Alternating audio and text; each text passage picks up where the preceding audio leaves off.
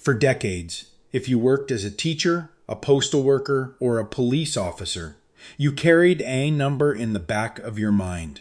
A penalty, a ceiling on what the government would ever let you collect. WEP and GPO. Two rules that quietly shaved hundreds of dollars off Social Security benefits for people who also had a pension. For a lot of people, that meant $587 a month gone. Not maybe gone. Gone by design. Congress passed the Social Security Fairness Act, and those penalties are done. For real, this time. Signed into law in early 2025, retroactive to January 24th, 2024. The SSA has been sending out retroactive checks. People are opening their mailboxes and seeing payments they never expected. That part is real, and it matters.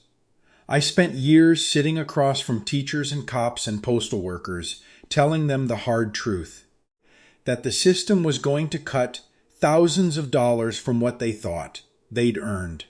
I had whole planning documents built around that reality.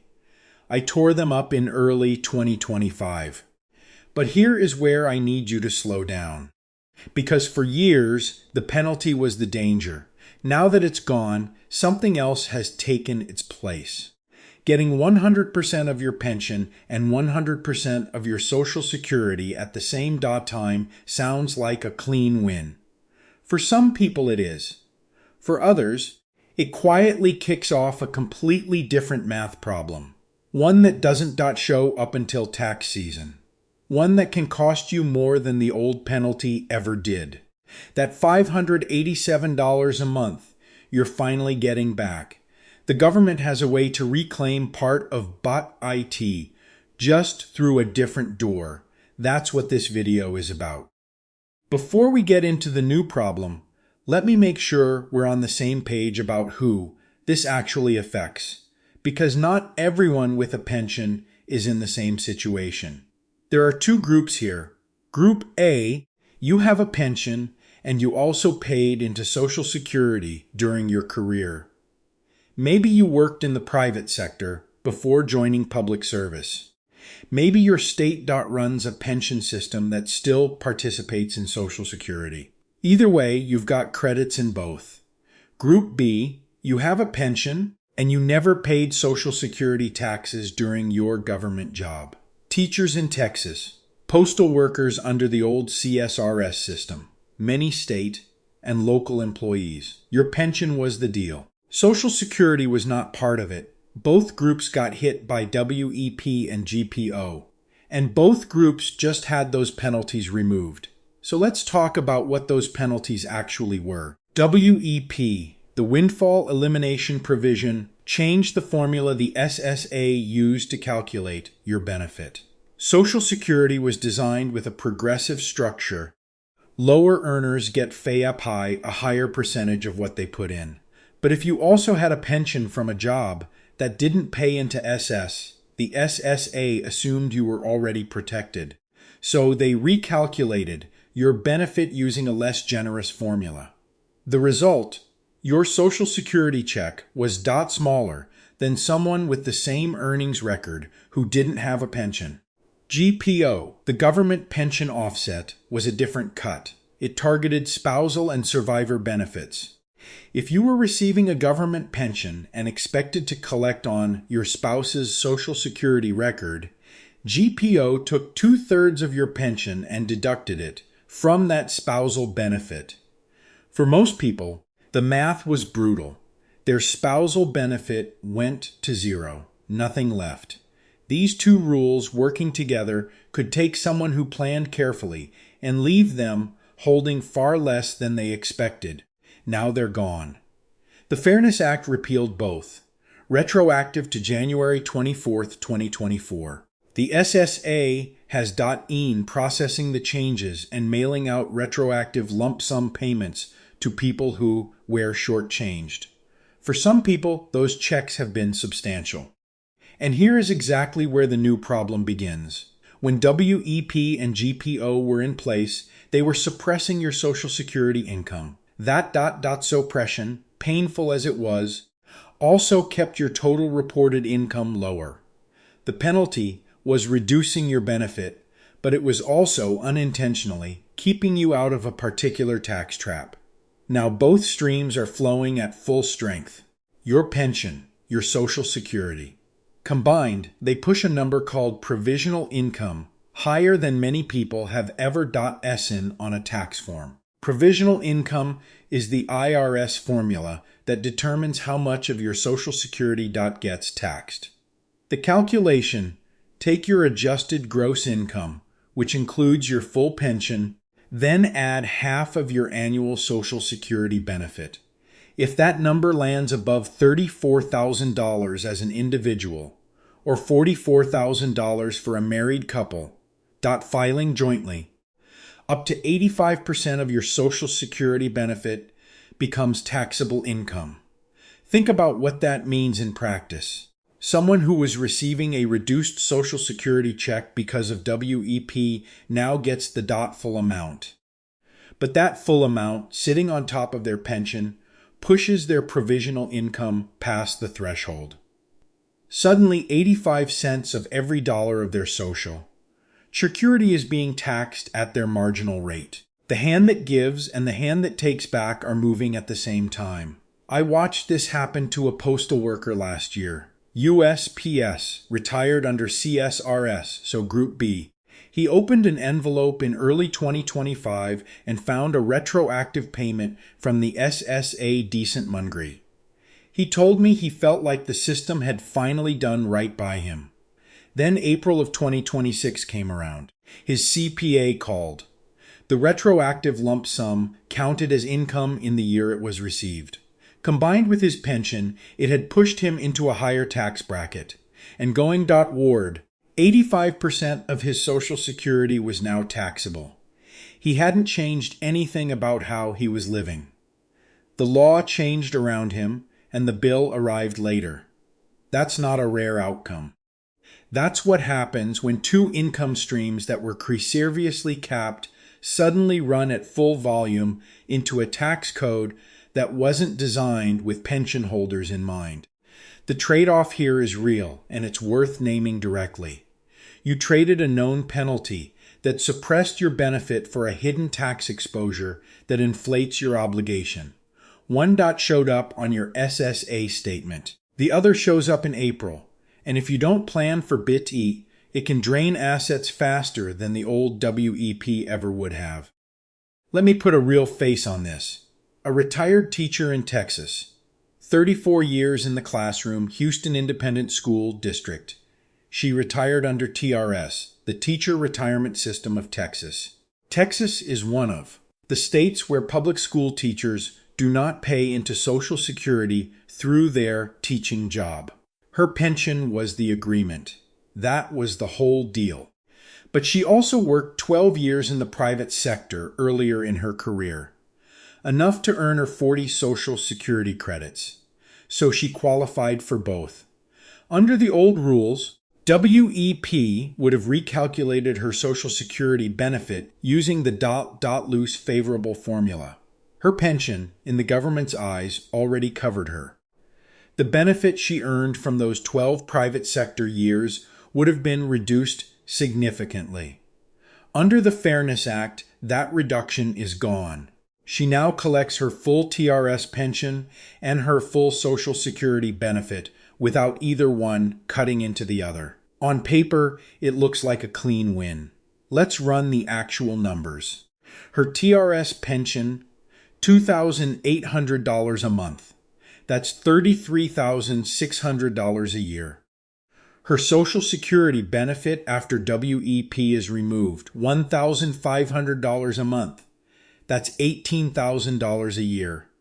Now apply the Provisional Income formula. Take her adjusted gross income, $33,600 from the pension. Add half of her Social Security, $9,000. Total provisional income, $42,600. That number sits above the $34,000 threshold for individuals. It puts her squarely in the dune where 85% of her Social Security benefit is taxable. So, of that $18,000 in Social Security, $15,300 gets added to her taxable income. At a 22% federal rate, that's roughly $3,366 in additional federal taxes per year, just from the interaction between two income streams that she had no control over activating at the same time.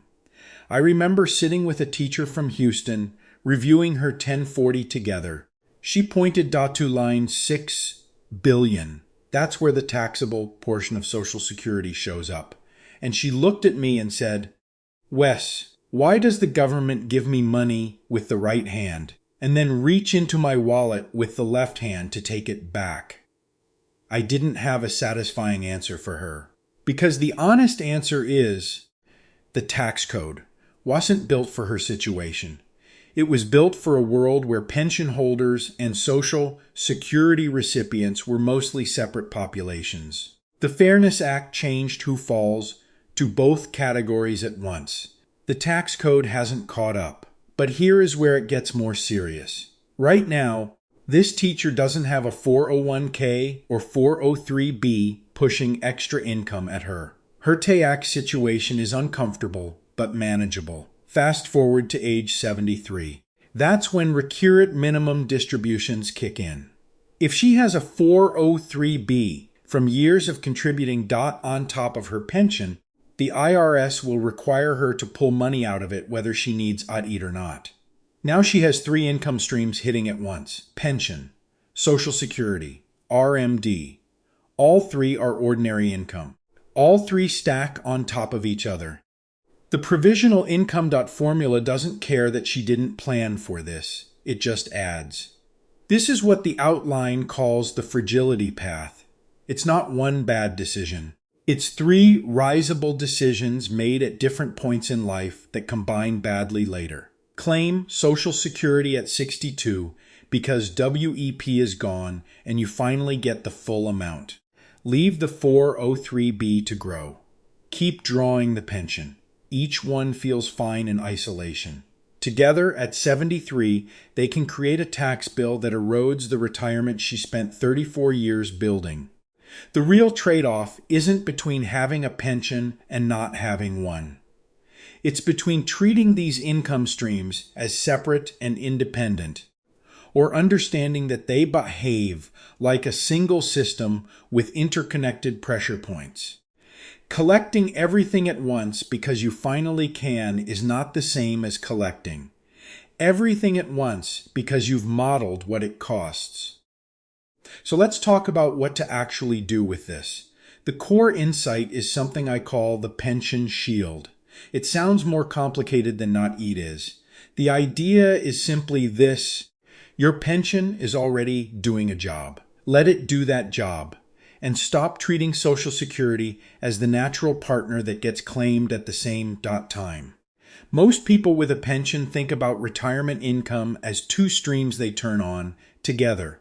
Pension starts, Social Security starts, done. The pension shield flips that talus.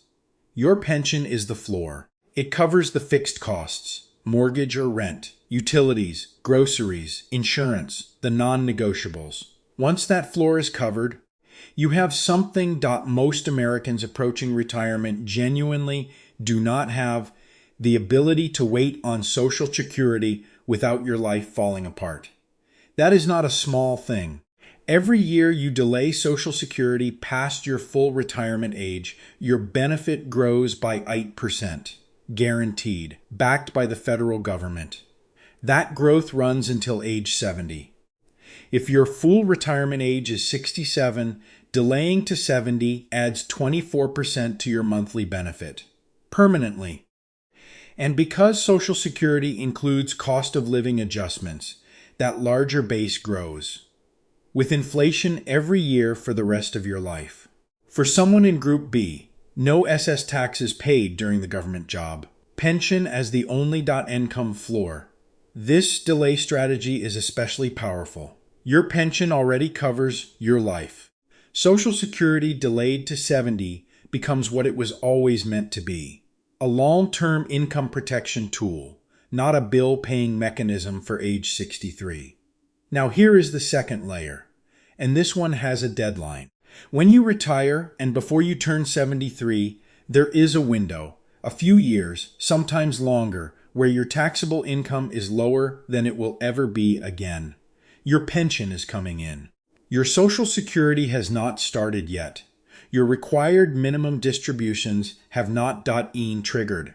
This is what I call the golden window. During this window, the lower tax brackets, 10% and 12%, have space in them. Room that is not being used. And that room is an opportunity to do something that feels counterintuitive. Voluntarily move money from a traditional IRA or 403b into a Roth IRA and pay tax on it now at those lower rates. This is a Roth conversion. You take money that would eventually be forced out as an RMD and taxed at whatever rate you're in at 73, and you move it now in a controlled amount at a rate you choose. The math on why this matters is straightforward. Let's say you're in the 12% bracket during the golden window with space to convert $20,000 before hitting the 22% threshold. You convert it. You pay 12% now. That money grows tax-free in the Roth and is never taxamented to RMDs. At 73, when your pension plus full Social Security plus remaining RMDs would have pushed you into a higher bracket, that converted money is simply not in the authentication. You already dealt with it at a lower cost. There is also a timing element that makes this more urgent than it might feel. The Tax Cuts and Jobs Act, the major tax legislation passed in 2017, set the current federal tax brackets. Those brackets are scheduled to expire. As of 2026, that expiration is in effect. The 22% bracket has reverted to 25%. The 12% bracket has reverted to 15%. If you were waiting to do Roth conversions later just got more expensive. The golden window for anyone who retired recently or is about to is open right now. And IT is narrower than it was 2 years ago. So to put this into a practical sequence, Step 1, map your pension income against the current tax brackets. Find out exactly how much space you have before you hit the next threshold. This is a single calculation. It is not complicated, but most people have never done it. Step 2, model what your provisional income looks like at 3 different Social Security claiming ages: 62, 67, and 70. Not just the monthly benefit difference, the tax difference. A good financial planner or a CPA who understands retirement income can run this in an afternoon. Step 3, during the golden window, run Roth conversions up to, but not past, the top of the 12% bracket or whatever the current equivalent is. Systematic, annual, not all at once. Step 4, let the pension cover your life. Let Social Security wait. The trade-off when you delay Social Security is real, and it is worth naming. You are giving up cash flow today. If you're 67 and your full benefit is $1,800 a month, not claiming means $1,800 a month you are not receiving. That is a genuine cost. But you are exchanging that near-term cash for a 24% larger permanent payment at 70, a meaningfully lower tax exposure during the conversion window, and a cleaner income structure at 73 when RMDs arrive. Most people look at the $1,800 and take it. That is a completely understandable response. The number is right in front of you. The tax bill at 73 is abstract, but the people who build retirement income that actually holds are the ones who can read both numbers at the same time. So if the math points clearly toward delaying Social Security and doing Roth conversions during the golden window, why do so few people actually do it? It is not because they are bad at math. It is because of how the brain categorizes money. There is a well-documented pattern in behavioral economics called mental accounting. The idea is simple. We do not treat all money as equal, even when it is. We put money into mental buckets based on where it came from, and those buckets change how we spend. For someone with a pension, this plays out in a very specific way. The pension feels like earned income. It is the direct result of 30 years of showing up, of lesson plans and night shifts and routes walked in the cold. It feels like salary. So the brain treats it like salary. It pays bills, it covers the necessities, it belongs to the budget. Then the Fairness Act arrives, and suddenly Social Security, the benefit that was suppressed or reduced for years, starts coming in at full value. For people in Group B who never expected to collect much at all, this can feel like found money, a bonus. The ZOP system finally doing right by them after years of quietly taking something away. And when the brain decides something is a bonus, the behavioral pull is immediate. Spend it. Enjoy it. You earned it. Go on the trip you kept putting off. Replace the car. That's been making that noise for 2 years. Help a kid with a down payment. The money.fiat feels different because it arrived differently. That is not irrational. That is just how human psychology works around unexpected income. I understand that pull completely. If you spent 30 years in a classroom or walking a mail route, your body has kept score. The idea of waiting until 70 to collect a benefit you'd already waited decades to see in full. That asks something real of a person. I am not going to sit here and tell you it should feel easy. It does not. But here is the cost that tends to stay invisible until it is too late to address. Claiming Social Security early while the pension is already running does 2 things simultaneously. It locks in a permanently smaller monthly benefit, and it collapses the golden window. The years when provisional income is lower and Roth conversions are cheaper. Once both income streams are active at full volume, the room in the tax brackets disappears. The window closes. The RMDs arrive eventually regardless. The person who claims at 62 because the money feels like a bonus is not making a reckless decision in the moment. They are making a decision that feels completely reasonable today and becomes expensive at 80 and 85, when flexibility is harder to come by and the tax bill is no longer abstract. That trade-off deserves to be named directly.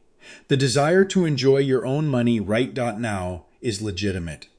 It is not a character flaw. But what you are trading away is financial autonomy in the later years of retirement. The years when healthcare costs rise, when one's spouse may be gone, when the income has to carry more weight with less room to adjust. The mental accounting trap is not about weakness. It is about the brain doing what brains do, responding to what is in front of it. The pension feels like one thing. The Social Security check feels like another. They are both just income, and the IRS sees them exactly the same way. So here is how you stop the mental accounting trap before it starts. Not willpower, not a spreadsheet you build once and never look at again. A checklist. 7 quadrants. The kind of thing you work through before you walk into an SSA office or open the online application. Question 1. Does my pension include an annual cost of living adjustment? This matters more than most people realize. If your pension has a KOH law, it is already keeping pace with inflation. That changes how urgently you need Social Security as an inflation hedge right now. If your pension is fixed with no adjustment, Social Security's built-in KOH law becomes significantly more valuable, and delaying it to get a larger inflation adjusted base becomes even more important. Question 2. Has the retroactive payment from the Fairness Act been reported and taxed correctly? That lump sum counts as income in the year it was received.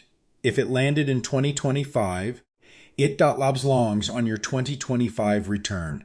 A lot of people treated it like a windfall and moved on. A lot of CPAs who are not familiar with the Fairness Act mechanics may have missed the interaction with provisional income. Verify this before the IRS does it for you. Question 3. If I claim Social Security right now, what does my provisional income become? Run the number. Adjusted gross income, which includes your full pension, plus half of your annual Social Security benefit. If that total clears $34,000 as an individual, or $44,000 as a married couple filing jointly, 85% of your Social Security is taxable. Know this number before you claim, not after. Question 4. How much space do I have in my current tax bracket for Roth conversions? Find the top of the 12% bracket or the current equivalent under the post TCJA rates and subtract your pension income. What is left is your conversion space.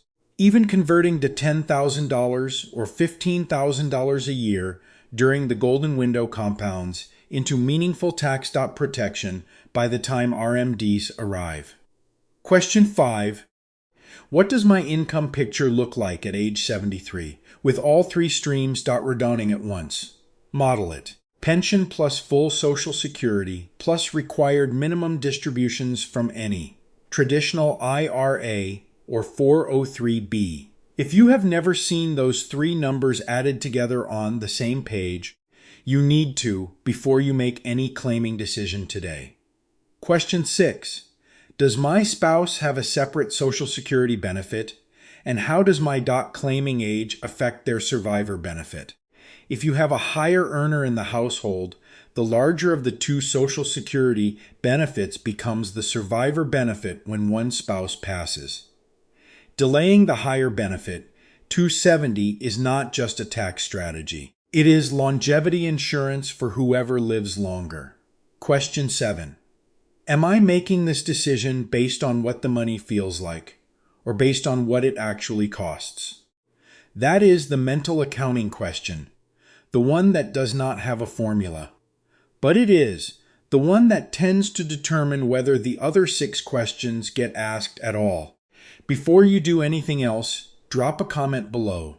Tell me which state your pension.tiston is in, and what age you are currently planning to claim Social Security. I read these, and it helps me understand which scenarios to cover next. If you have gotten this far, you already understand something that most people walking into your retirement do not, that pension income and Social Security are not two separate problems. They are one system. And the way they interact with your tax bracket, your RMDs, and your Roth conversion window determines a lot more than the sum of 2 monthly checks. We cannot change how the government writes the rules, but we can absolutely learn to play them better than the default. If that is useful to you, hit subscribe. There is a lot more of this coming.